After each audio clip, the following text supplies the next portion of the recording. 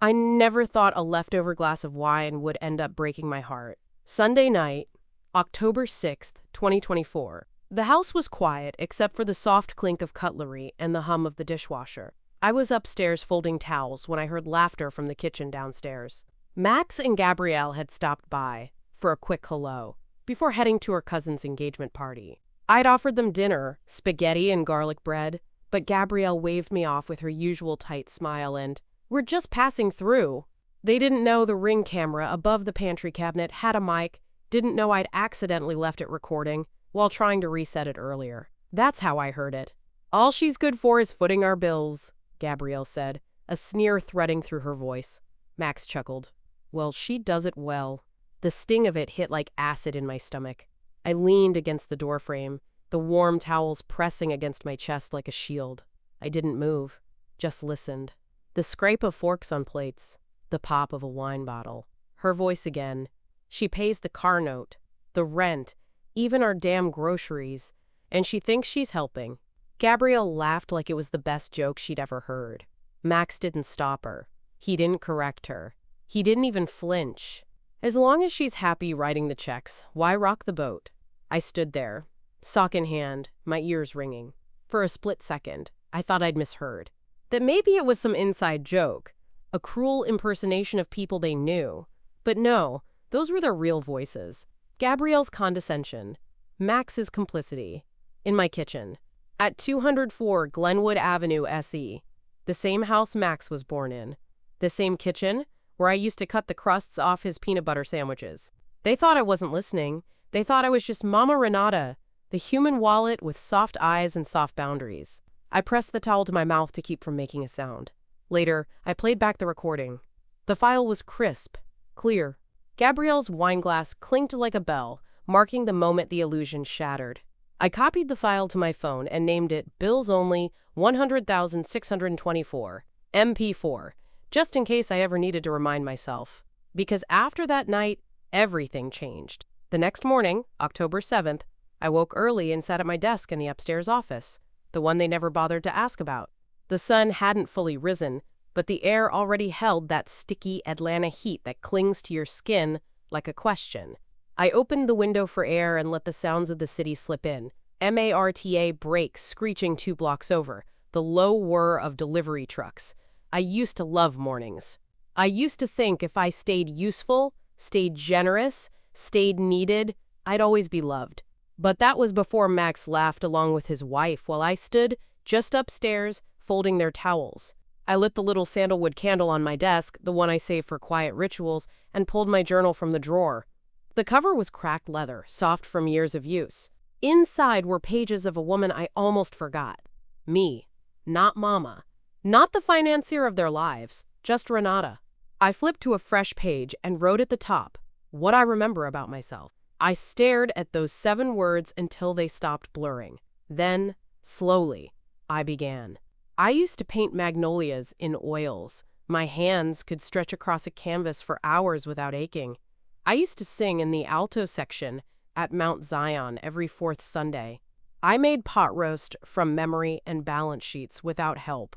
I wrote until the sun climbed past the neighbor's rooftop. It wasn't until my hand cramped that I noticed the time, 8:42 a.m.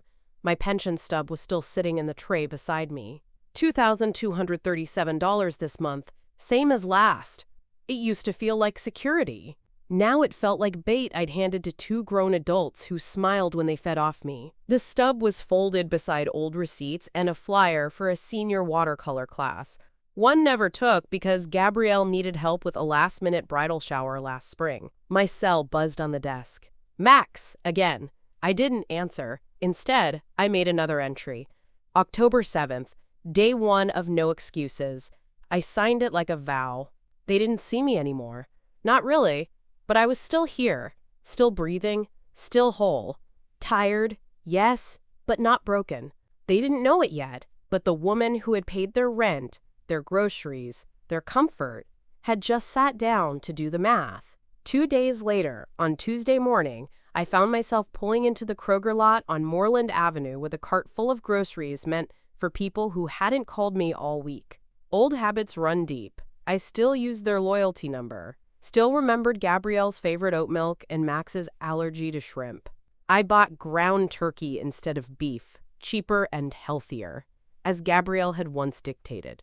I always followed their rules, always thought that obedience meant love. The checkout total was $113.70. I paid from my debit card out of reflex, like I had 100 times before. The bag boy smiled as he handed me the last tote, and I managed a polite nod, but the pit in my stomach had been growing since the moment I entered the store. It was already 10:12 a.m. when I pulled into their driveway, 190 Moreland Avenue Northeast, white rental house with the overgrown boxwoods and rusted gate hinge. They weren't home. They never were when I dropped groceries off. I used to text ahead. Now I just left the bags on the porch. I rang the doorbell once. Waited. No answer. Then I set everything down on the mat like a quiet offering. Bread, yogurt, cold cuts, paper towels, a pack of Gabrielle's spearmint gum tucked in the side of the brown bag. A shadow moved behind the curtain. I know someone saw me. But the door didn't open. No thanks. No wave. Not even a holler through the screen. I got back in the car and sat there for a minute with the AC blasting. My hands shook as I opened the Kroger receipt, like it might tell me something new. It didn't. Just a list of items and a reminder of how automatic I had become. The bank app on my phone blinked up at me. Debit transaction logged. My savings slipped lower. That evening, I downloaded the Kroger digital history, months of receipts under their loyalty number, all showing my card, my name, my money. Every Sunday or Tuesday like clockwork. They had trained me better than I realized. I closed the laptop and stared out my dining room window, watching dusk settle over Glenwood Avenue like a slow exhale. All those groceries, all that love I kept trying to buy. And still they left the bags on the porch. Not even the decency of a thank you. That night, back at home, I made a pot of chamomile tea and sat at the dining room table, the one Max helped me refinish after Walter passed. I ran my hand along the edge. The polish was wearing thin, but the memories were still solid. Funny thing about love, it makes you forget where your name ends and someone else's begins. After Walter's funeral in March 2021, Max moved back in, said it was just for a few months to catch his breath. He had cried like a boy that day, collapsed into me in the parking lot of Mount Zion Baptist as the last hymn trailed off behind us. My arms wrapped around him the way they did when he scraped his knees as a kid. He was 34 years old. "Just until I figure things out, Mama," he said, his voice cracking. "I'll help with the house, keep you company. We'll get through this together." I let him move into the basement. I even cleared out Walter's old tool shelves for him. 3 months later, Gabrielle arrived with 2 duffel bags and a forced laugh. "It's just temporary," she said, stepping over the threshold like she already owned it. "My lease is up and, money's tight, just for a bit." I believed them. I remember sitting at this very table, signing the lease addendum with my good pen. They insisted on handling it through Gabrielle's rental contact, said it'd be easier to co-sign for their next place since my credit's more stable. I signed. I always signed. That document's still in my kitchen file drawer, dated June 10th, 2021. My signature right under Max's. The apartment they moved into 6 months later is the one I'm still stocking with groceries. I even remember Pastor Givens writing a character reference for them so they could get approved. Said they were hardworking, godly young folks. I believed that too. Now here we are. I pay their rent, I fill their fridge, I co-signed their past, and I'm underwriting their present. And they think I'm only good for footing the bills. I sipped the last of my tea and looked down at the old lease form. My name looked out of place on that line, like it didn't belong anymore. I thought I was giving Max a lifeline. But really, I gave them the key to drown me quietly. By the next evening, October 9th, I sat back down at the dining table. But this time, I didn't bring tea or soft thoughts. I brought a legal pad and a box of printed bank statements. I brought a pen that wouldn't run out. The candle I used to light for peace stayed cold. Tonight wasn't about peace. It was about proof. I started with the obvious. Rent. $500 a month. I traced it back to July 2021. That was when they officially moved into 190 Moreland Avenue. The lease in Gabrielle's name, but the transfers always from my account. 31 months of rent. $15,600. Groceries. About $135 a week at first. Then it crept higher. I pulled receipts from Kroger, Instacart, even Target. Over 3 years, $5,400. Utilities. I paid Georgia Power directly for 6 months while Max was job hunting. Then came Wi-Fi, Hulu, gas. Spread across different cards. Estimate, $2,300. Car note. Gabrielle's Toyota had a past due notice in March 2022. I covered the $500 she owed. Then the $250, just this once, the next month. Total, $3,000 before I stopped asking. Gifts. Birthdays. Christmas. 2 emergency vet bills for a dog I didn't even like. Jewelry for Gabrielle's anniversary. Baby shower gift for her cousin I never met. All logged. Total? $2,640. Medical help. $500 for Gabrielle's root canal. $300 for Max's urgent care after that hiking accident. No reimbursements. No insurance claim ever filed. Just me. I added it all.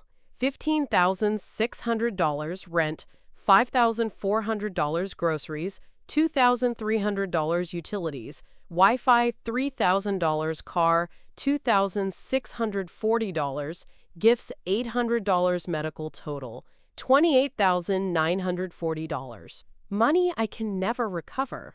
But now, at least, I could account for it. The papers covered the entire table by the time I was done. Some crumpled from stress, others neatly stacked in dated piles. I labeled the folder Support Ledger 2021 to 2024. This was more than budgeting. This was a reckoning. A full audit of the years I traded dignity for proximity. I had the numbers now. No more pretending. No more, but they're trying. No more softness where there should be structure. They thought they were bleeding me slowly, that I'd never notice. But I noticed. And now, I was writing it down. Some people keep their rage in their throat. I keep mine in folders. Outside, the street lamps buzzed on over Glenwood Avenue. Inside, the last figure I wrote glowed on the yellow page like a scar finally healed over. $28,940. That's what I spent trying to buy my place in their hearts. Turns out, it wasn't for sale.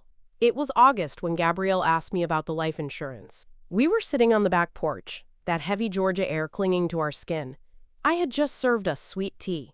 The cicadas were singing their dying summer song, and Gabrielle, lounging barefoot on my outdoor recliner, glanced up from her phone with a sudden brightness. "You ever get that policy updated?" she asked, swirling the ice in her glass. I blinked.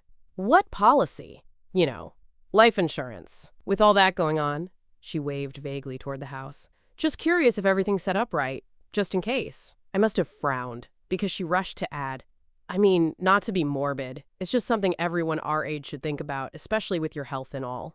My health?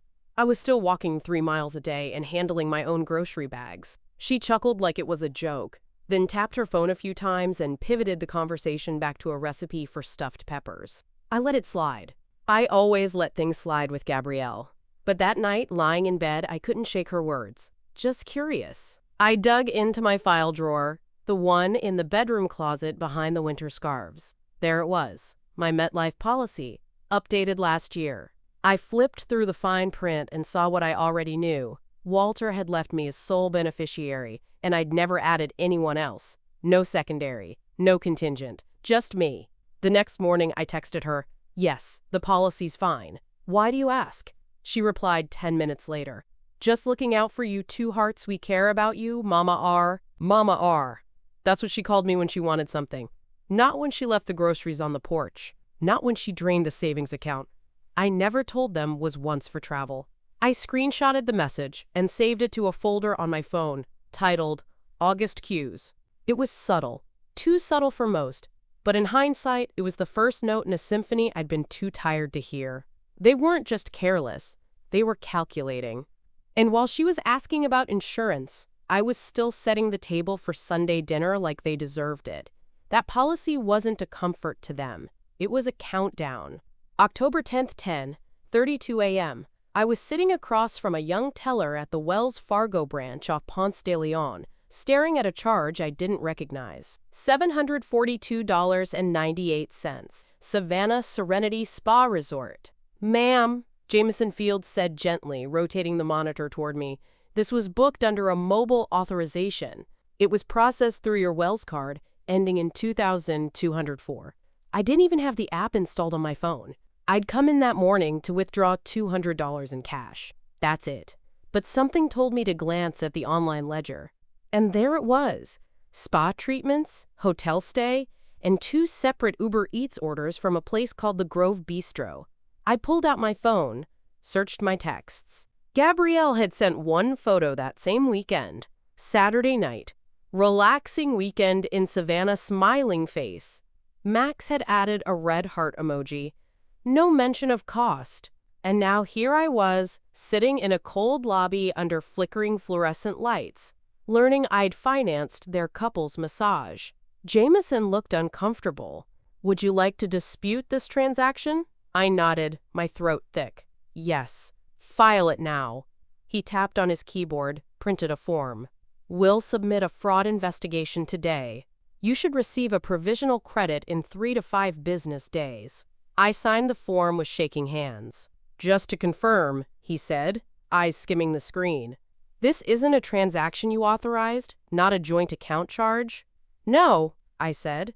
They had access, but not anymore. That was the moment I knew I'd waited too long. I sat in the car afterward with the sun beating hot through the windshield. It was 85 degrees in Atlanta, but I felt ice spreading through my ribs.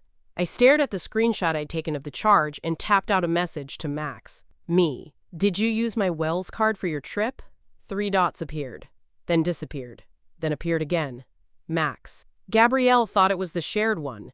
It was an accident. We'll fix it. An accident. $742.98 worth of accident. I didn't reply. I took a screenshot of that too. Filed it under a new folder on my phone. October freeze. They'd crossed into full entitlement now. No shame, no permission, just theft in soft clothes. And the worst part? They were testing to see if I'd notice. They didn't think I would. Not after all these years. Not after all those quiet yeses.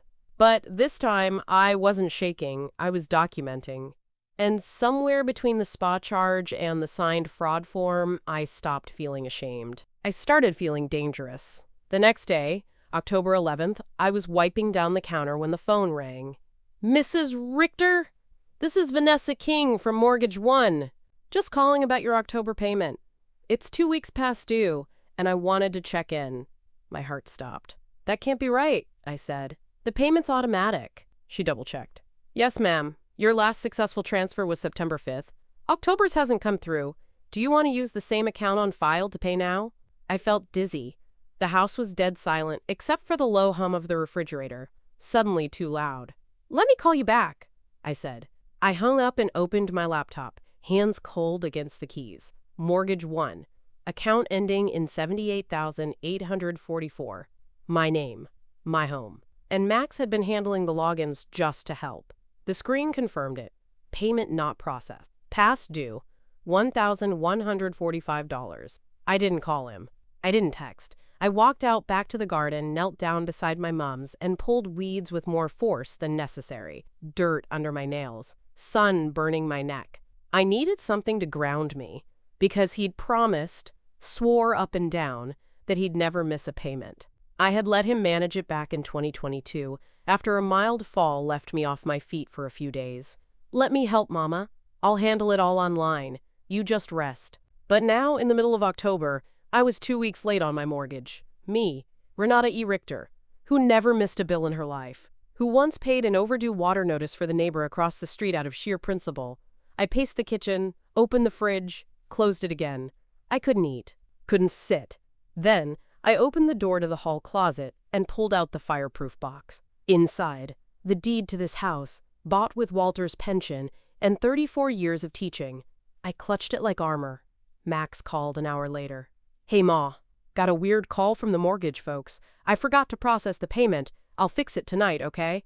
I didn't answer right away. Then, don't bother. A beat of silence. What do you mean? I'll handle it myself, I said, voice flat. From now on. He muttered something about being stressed, how he had so much going on. But I barely heard him. All I could see was the date on that mortgage screen. 2 weeks late. And not a single word from them until the lender called. They didn't forget. They were betting I wouldn't find out. By late afternoon on October 12th, I drove back to their house. I didn't tell them I was coming. The porch swing creaked as I lowered myself into it, folding my hands in my lap like a woman with too much time and not enough love. A breeze passed through the dying mums on their stoop, and for a moment, the house looked like any other. Young couple, mismatched curtains, wind chimes tapping nervously against the gutter. Gabrielle opened the door first. Her face shifted fast. Surprise, then sweetness, then strategy.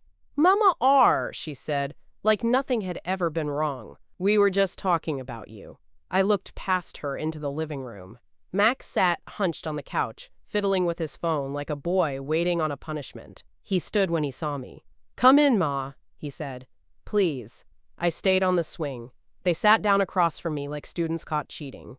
Gabrielle tucked her hair behind her ear, eyes moist and blinking too fast. Max wrung his hands.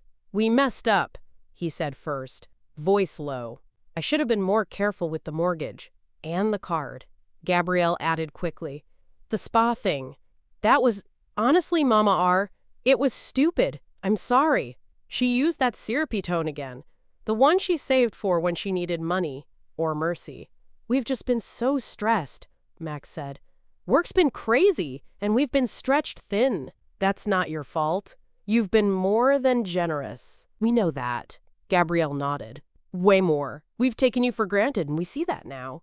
I said nothing. Max leaned forward. "We want to do better, Mama." "We're going to be better. You'll see." Gabrielle sniffed delicately. "I cried last night thinking about how we've treated you." That's when I knew it was fake. Gabrielle didn't cry unless she wanted something. And yet, some part of me still wanted to believe them. My chest ached with old instinct, the need to forgive, to fix, to mother. Then my phone vibrated. A voicemail from Gabrielle. I played it later that night. Her voice was soft, persuasive. "Let's talk soon, Mama R. I feel like we've been off lately. Let's clear the air. No accountability. No mention of the $28,940. Just manipulation dressed up in concern." I saved the message under the October Freeze folder, labeled it Porch Talk Follow-Up, because in the moment I nodded. I even hugged Max goodbye, but my mind had already moved on. Next time wouldn't be a talk. It would be a reckoning. That night, after the porch performance, I went upstairs to my bedroom and locked the door for the first time in months. Not because I was scared, because I was about to do something I hadn't done in years. Take my power back, quietly and completely. It was 11:45 p.m. The room was dark except for the glow of the bedside lamp and the soft rustle of the curtains. I sat on the edge of my bed, opened the Wells Fargo app, and pulled up my profile. There it was, biometric access permissions, authorized devices, iPhone Max, Android Gabrielle. I stared at their names for a long moment, then tapped, revoke, one by one. Max, removed. Gabrielle, removed. Confirmation. Access revoked. 11:46 p.m., October 12, 2024. Then, I changed my PIN. Reset the 2FA. Disabled facial recognition. Updated the password with the strength of a woman who'd raised a child through 3 recessions and a widowhood. I didn't flinch. The app pinged once to confirm the changes. I took a screenshot of the message. "Your banking security profile was successfully updated." I saved it to my album labeled October Freeze, time-stamped and backed up to the cloud.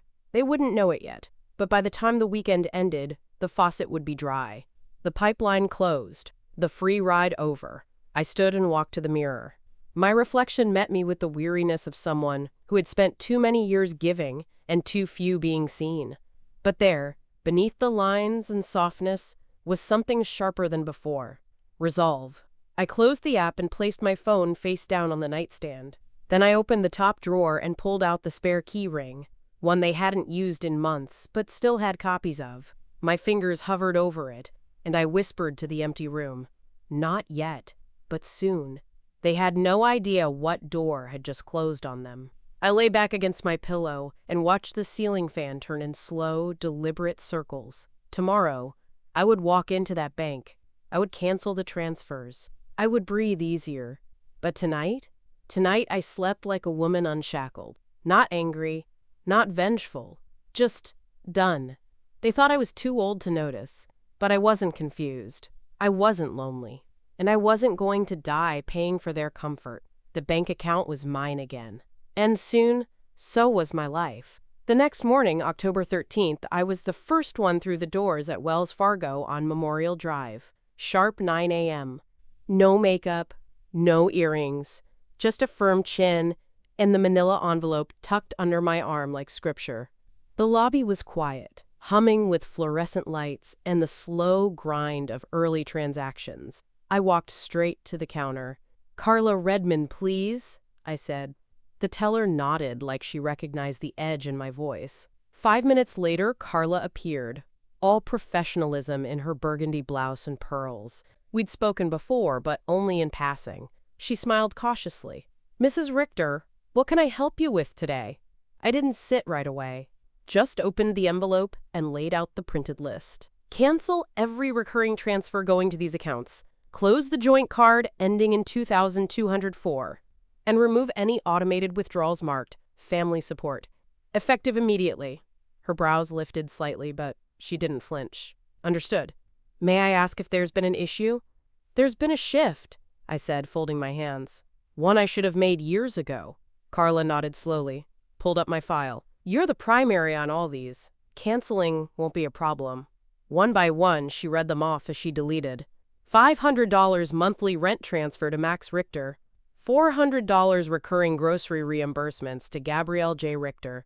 $275 Wi-Fi and utilities autopay. $262 Hulu, gas, insurance splits. Gone. Total monthly leak, $1,437. I signed each authorization with a steady hand. Carla printed the confirmation sheet, then paused. "There's a joint card still open. No balance. You want that one closed too?" "Yes," I said. "Cut it. And flag the account for any future unauthorized charges." My phone buzzed in my purse. Max, 17 missed calls. Gabrielle, 6 voicemails. I didn't check them, but later I'd listen. Max's voice cracked like he'd lost his footing. "Mom, what happened? We couldn't pay for lunch." "Did you close the card?" I saved it to the folder. October freeze right pointing arrow, voicemail 10/13. Labeled, "Starved at brunch." Back at the counter, Carla handed me a neat folder of cancellation receipts. "You sure you want to do this?" she asked softly. "I'm not just sure," I said. "I'm free." She smiled then, just a little. "Good for you, Mrs. Richter." About time. I walked out of the bank and into the bright Atlanta sun, with nothing in my hands but proof. By 9:47 a.m., the lifeline they fed on was gone. And for once, they were the ones hungry. At 3:15 p.m. that same day, I pushed through the glass doors of the FedEx Print and Ship Center on Edgewood, a USB drive swinging from my keychain and my jaw locked tight. It smelled like toner and hot paper inside, industrial hums blending with the tap of keyboards. A young man behind the counter looked up. Short locks, black hoodie, nose ring. Friendly eyes. "You need printing, scanning, or shipping, ma'am?" "All three," I said, sliding the USB across the counter. "It's labeled October Freeze. I need every document printed, double-sided, texts, bank statements, screenshots, photos, 36 months worth." He gave a low whistle, but didn't question it. Just popped in the drive and clicked through the folders. "You want these organized by date or category?" "Category. And I want a manila folder. New." "Label it October Freeze Master." He nodded. "You got it. Give me about 20 minutes. I paced while I waited, arms folded, watching someone box up holiday mailers behind the register. When the printer began its steady churn, I felt it wait, literal and emotional. My life laid out in ink. Texts from Gabrielle. "Can you cover the copay? We're low on groceries, Mama R, just until Friday. Ever get that policy updated?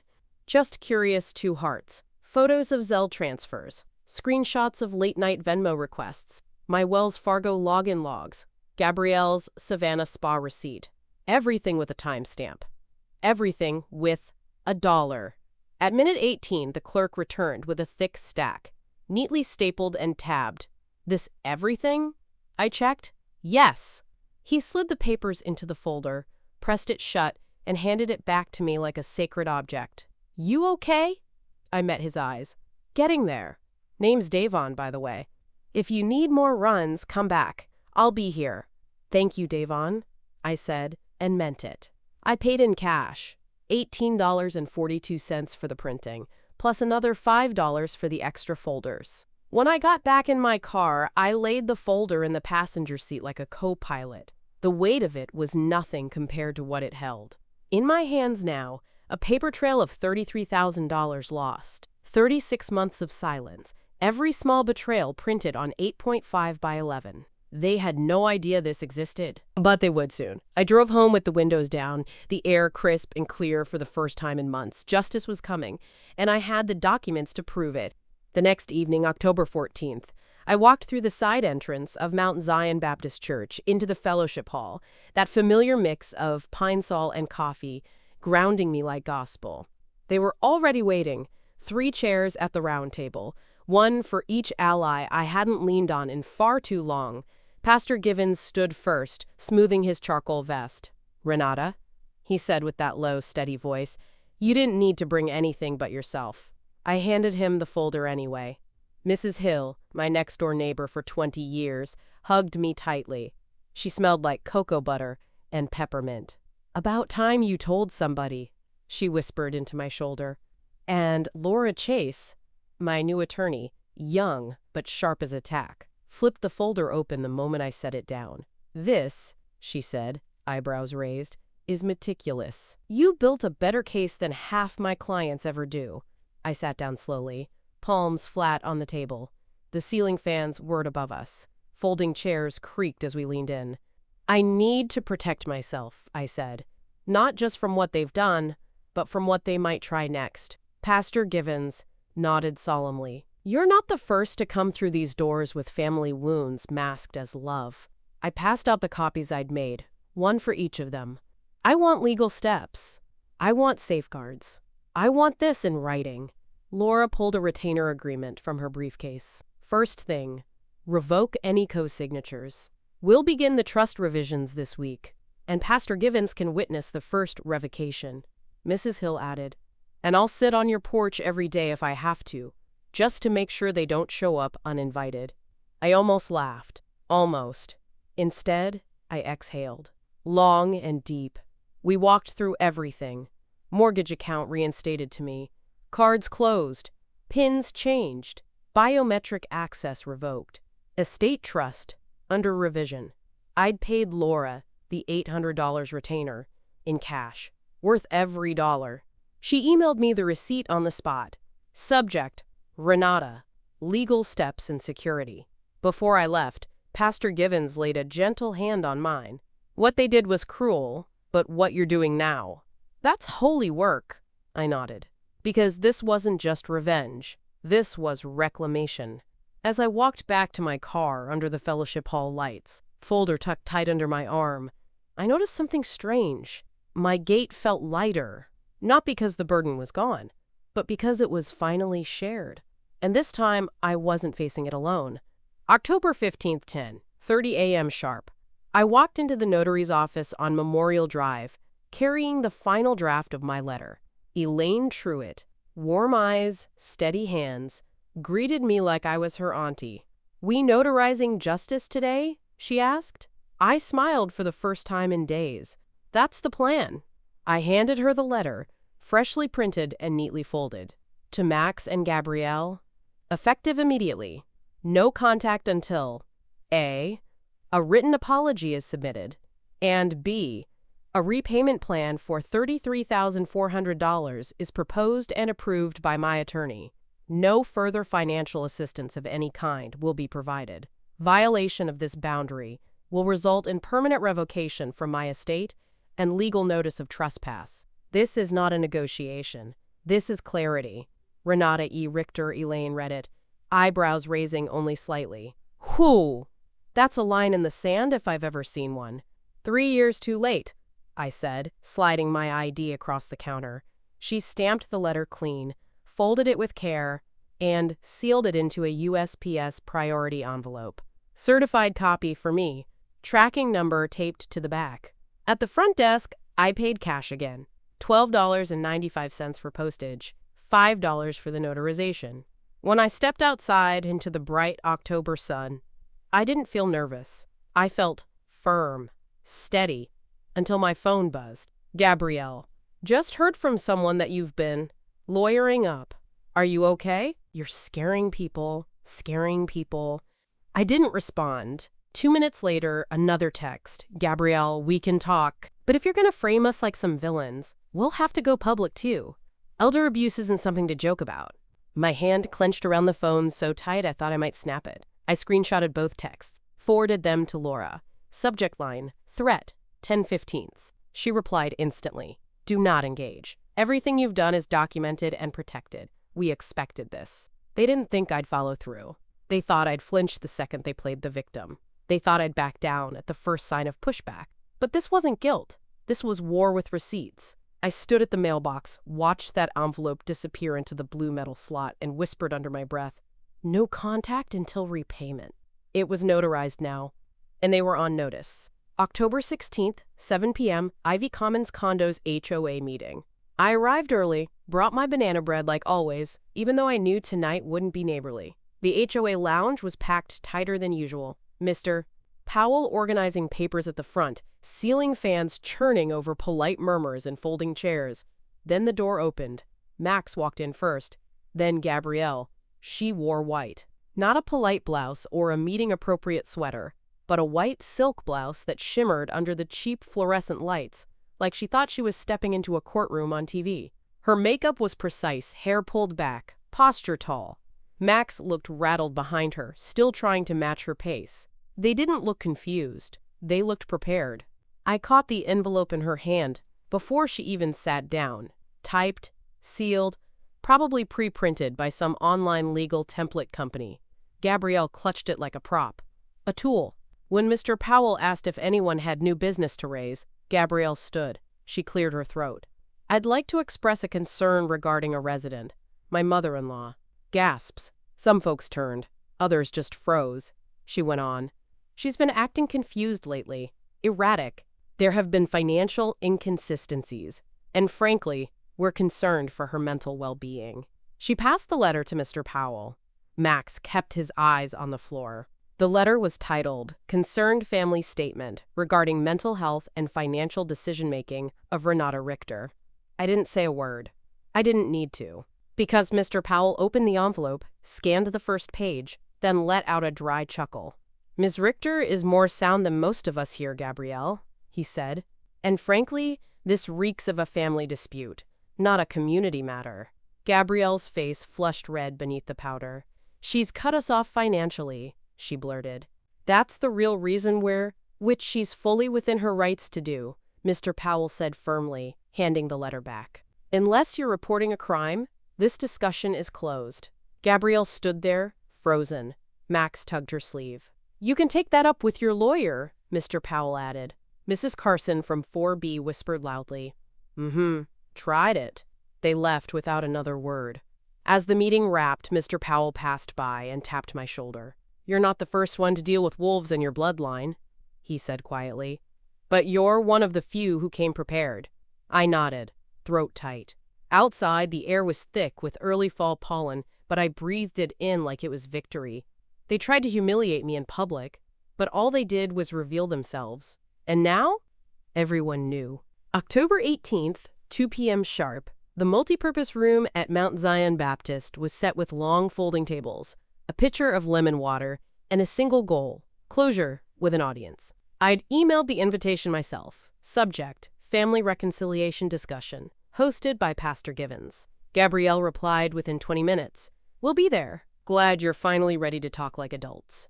That was the bait. They thought I was coming to apologize. Thought the shame of public confrontation would shake something loose in me. Maybe guilt, maybe surrender. But what they didn't realize was that I wasn't coming to plead. I was coming to show. The chairs were set in a circle. Witnesses present, Pastor Givens seated at the head, Mrs. Hill beside him. 2 deacons near the doors. Attorney Laura Chase stood next to me in a navy blue blazer and low heels, no theatrics, just a slim laptop and a legal pad on the table. Max and Gabrielle arrived looking smug. She wore her hair up again, pearls this time, playing the picture of grace. Max smiled tightly. Mama, thank you for… I held up my hand. This won't take long? They sat. Pastor Givens opened in prayer, steady and brief. Then, silence. Until I placed the first binder on the table. 3 years, I said. This is a record of every dollar, every transfer, every favor.